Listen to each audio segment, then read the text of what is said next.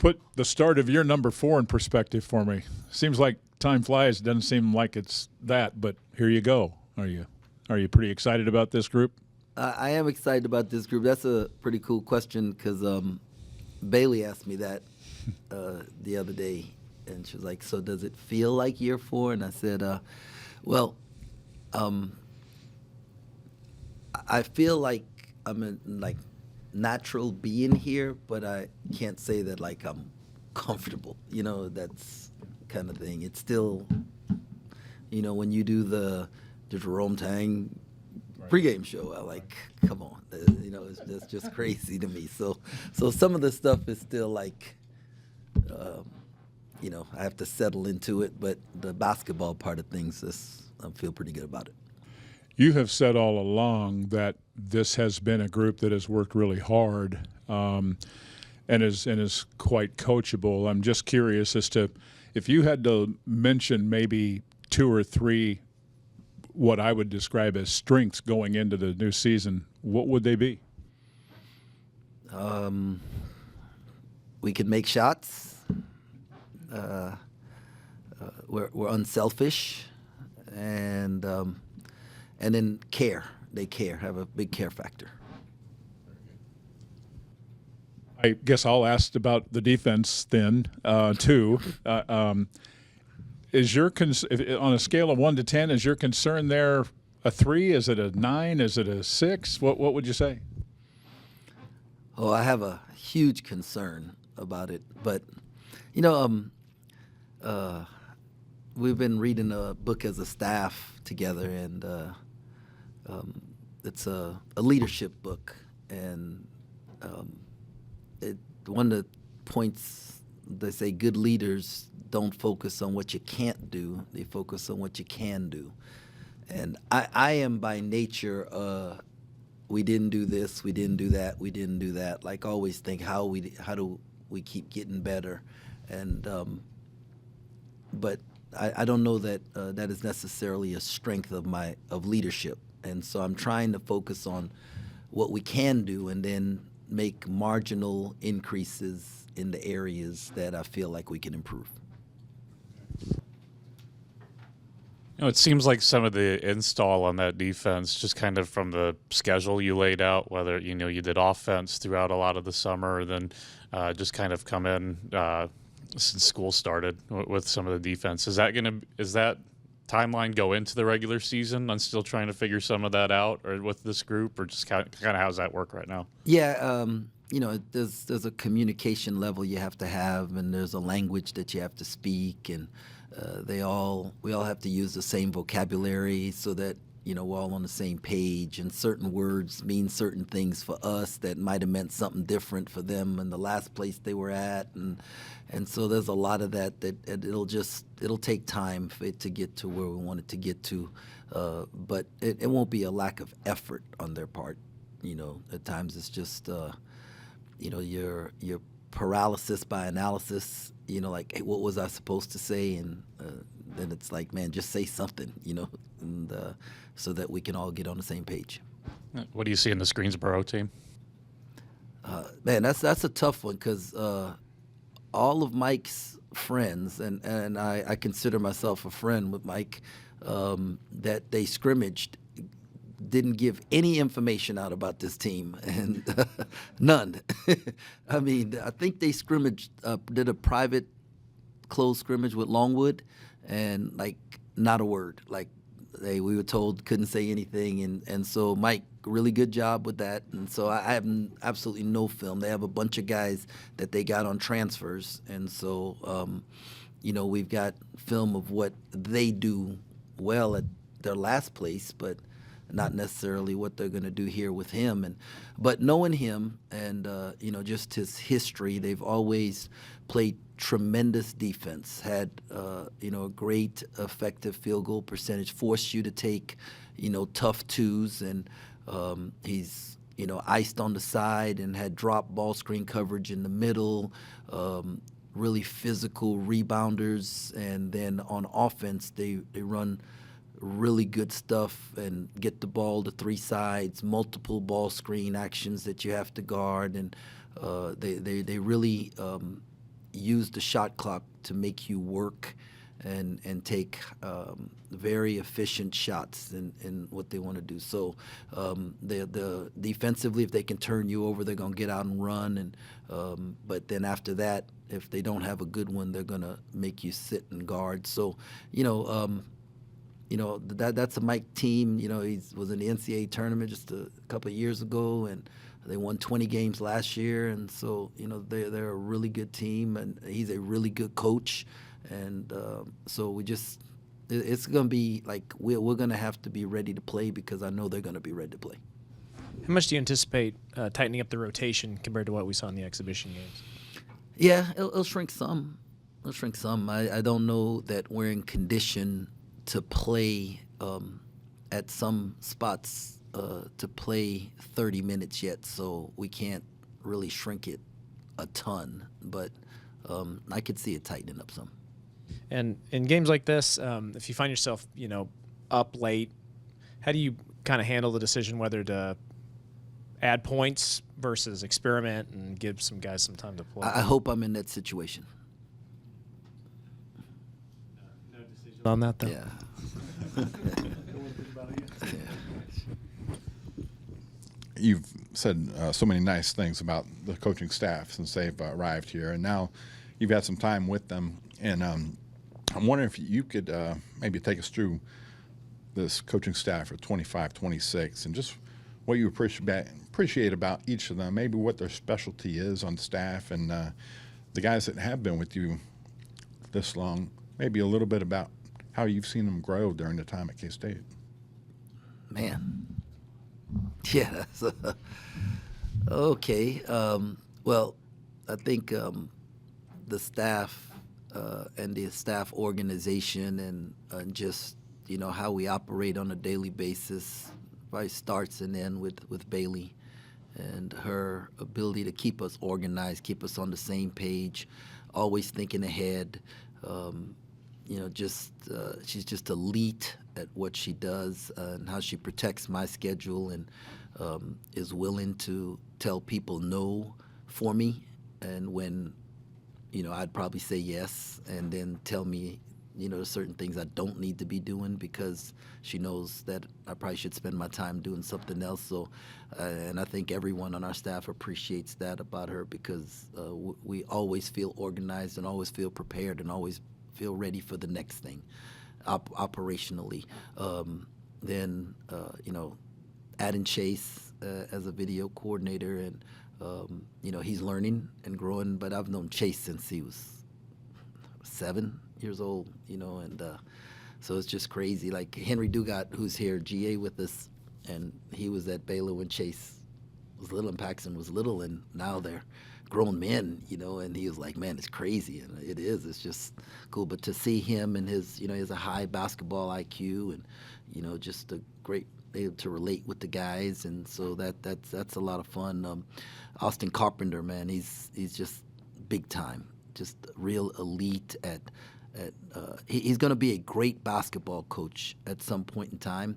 And because he's got a good basketball mind, and he studies the game and can communicate with guys, but he's also just like a next level thinker. Like, this is where we're at, but this is the next thing that's going to happen. We need to be prepared for when this. He's always got us thinking down the road, what's going to happen, and how can we be in position to capitalize on what's going to happen down the road. And I've said a lot about him, since I'm. Before he came to Baylor and then came here with me, 2 Heisman Trophy winners, 2 lottery picks, 6 Big 12 championships, and a national championship. 4 at Oklahoma, 2 at Baylor. Dude is just a winner, and he just brings so much to the table, and is willing to do whatever you ask him to do. Anthony Winchester. A-Dub's a stud, man. He knows basketball. He has great relationships with the players. He has a great feel for what's going on. He's not afraid to, speak up and be the dissenting voice in the room, and that's so valuable for me as a coach. And and the fact that he did it at a high level, in college and overseas, adds so much credibility to when he speaks, and then just his willingness to be coached, to learn, to want to grow, and bring new ideas on the offensive end for us. And so, he's a blast to be around. And now, great thing about both him and Carpenter, and Chase, I mean, these dudes are all new dads, so they're experiencing not just work but life differently and together, and so that's fun to be a part of.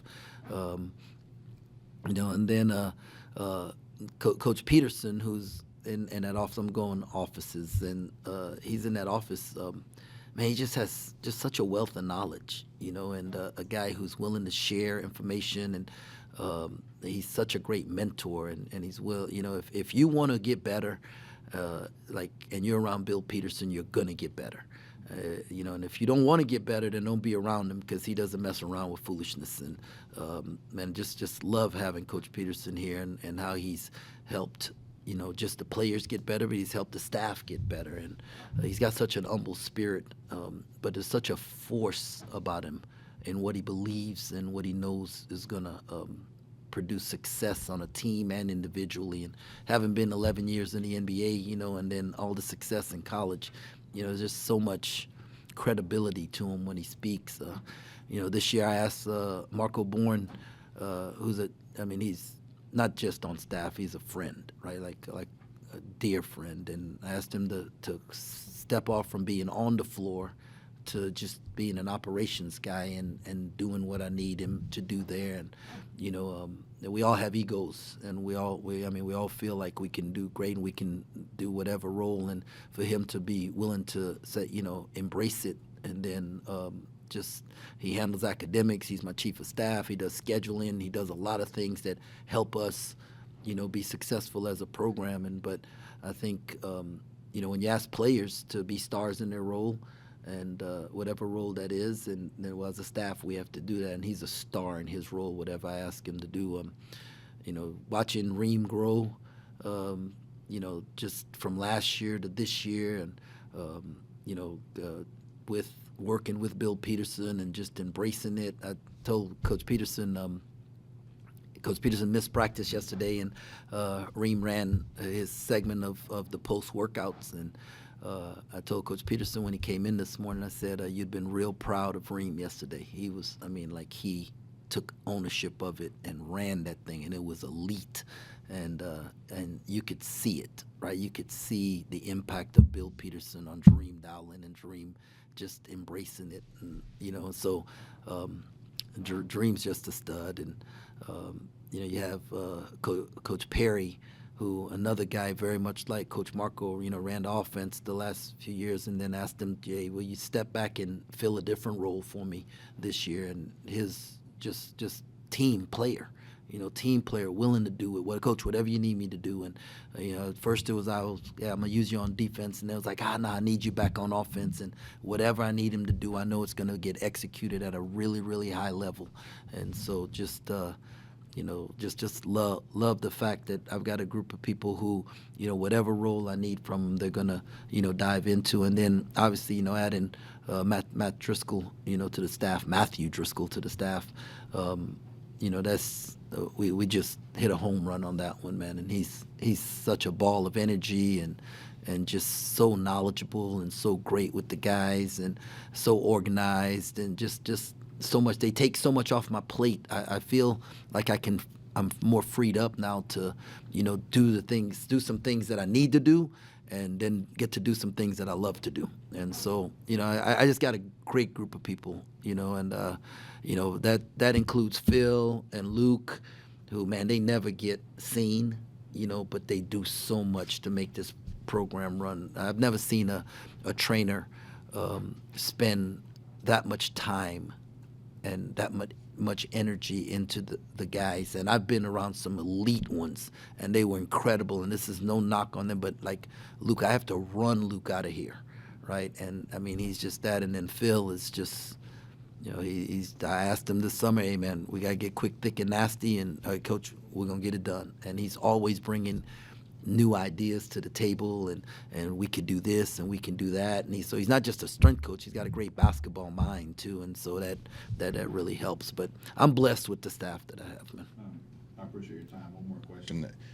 what are maybe 2 or 3 of your favorite memories here at K-State so far to this point? What are a couple of things that you enjoy telling recruits when they come in here?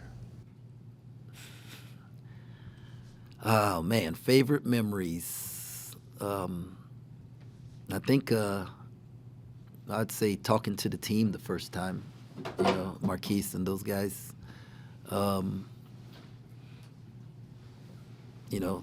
Obviously making the NCAA tournament, the first year. Every time I go into Bram, man, and the student section, that's just such a special thing. That's I would say that's my favorite. Like going into Bram and the student section, and that's just really, really cool. And I tell recruits coming here that we always tell them, man, go other places and eat everybody's steak and lobster, and then come on here and get a home cooked meal. Because we don't go to restaurants much when kids come on campus for visits. We do it at home, and we cook them a home cooked meal, and we spend time with our family. Because I say all the time, if the only time you spend time together is on the basketball court, you're really not a family. So our guys, our staff, also we spend a lot of time at each other's home, and to build the type of relationships that allow you to weather changes in our our profession, right? Like some of the stuff that's going on, you see guys retiring and stopping and moving in because there's just so much volatility, and then there's the pressure to win on top of that. I mean, are there any head coaches in the SEC right now in football? I mean, yeah, you just think about dude's 2 years. Yeah, he's gonna coach every team next year in the SEC. But I'm just saying, there's just the pressure that goes along with that, and and then everything, and it's just mounting because the money is bigger, right? The more the money grows, and the more people invest in it, the more say they want to have, and the leash becomes shorter and shorter. So if you're going to operate under that pressure and under all of that, right, you better enjoy being around the people you're around. And I love being around this group. We got a long season ahead. Obviously, you want to win these games now, but the narrative of maybe peaking in March. How do you balance the challenges of progressively growing throughout the season? Yeah, no, I used to be like, hey, I don't want to peak too soon. But forget that crap. I want to get as good as we possibly can, as early as we can, and see how long we can. Because if you wait too long to get going, then, you might drop some that are going to end up hurting you later on. So we're just going to try and figure out a way to win the next game and just do that, and then see how it builds. When you had guys for 3 and 4 years, you could do that because you knew experience was going to allow you to win some of the early games. Experience and talent. Well, now the teams you play earlier, my team is not more experienced than the team I'm getting ready to play tomorrow night, because he's got a bunch of new guys and we got a bunch of new guys. So anything can happen. So we're just going to try and figure out. But that's a really good question, and it's something that I used to think about, but now it's just, let's just win now.